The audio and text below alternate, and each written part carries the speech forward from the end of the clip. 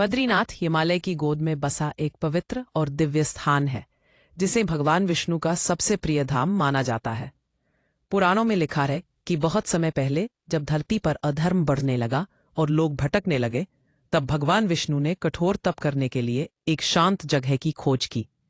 हिमालय की ऊंची चोटियों के बीच अलकनंदा नदी के किनारे उन्हें एक ऐसी जगह मिली जहां प्रकृति का सौंदर्य और शांति एक साथ मिलते थे। भगवान विष्णु यहीं एक पीपल के पेड़ के नीचे सूखी घास पर लेटकर तपस्या करने लगे। कहा जाता है कि उनकी पत्नी मां लक्ष्मी ने ठंड से बचाने के लिए अपना रूप बदलकर बद्री के पेड़ का रूप धारण कर लिया और भगवान को ढककर उनकी तपस्या की रक्षा की।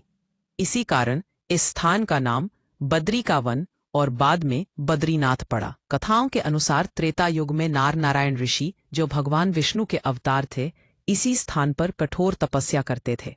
उनकी तपस्या से प्रसन्न होकर देवताओं ने इस जगह को मोक्ष प्रदान करने वाला धाम घोषित किया। पांडव भी अपने स्वर्गारोहण के मार्ग पर यही रुके थे और आशीर्वाद प्राप्त किया था। समय के साथ यह क्षेत्र कई बार प्राकृतिक आपदाओं से नष्ट हुआ और दोबारा बना।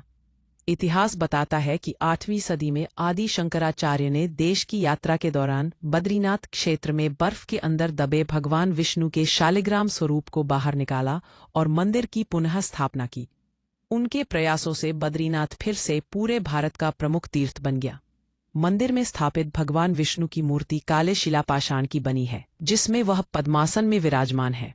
श्रद्धालु मानते हैं कि बद्रीनाथ के दर्शन से जन्म जन्मांतर के पाप नष्ट हो जाते हैं और मोक्ष का मार्ग सरल हो जाता है। हर साल अप्रैल मई में जब भारी बर्फबारी के बाद कपाट खुलते हैं, तब लाखों भक्त पहले दर्शन पाने के लिए यहाँ पहुँचते हैं। अलकनंदा की कलकल ध्वनि, बर्फ से ढकी चोटियां और बद्रीनाथ की महाआरती मिलकर ऐसा आध्यात्मिक अनुभव देते हैं जो जीवन भर याद रहता है। 4 धाम यात्रा का अंतिम और सबसे महत्वपूर्ण पड़ाव बद्रीनाथ ही है। माना जाता है कि यहाँ पहुंचकर यात्रा पूरी नहीं होती, बल्कि भक्त का भाग्य पूर्ण हो जाता है। आज भी जब कोई भक्त बद्रीनाथ के मंदिर की सीढ़ियां चढ़ता है, तो उसे ऐसा लगता है जैसे भगवान विष्णु स्वयं उसे आशीर्वाद देने के लिए बुला रहे हों।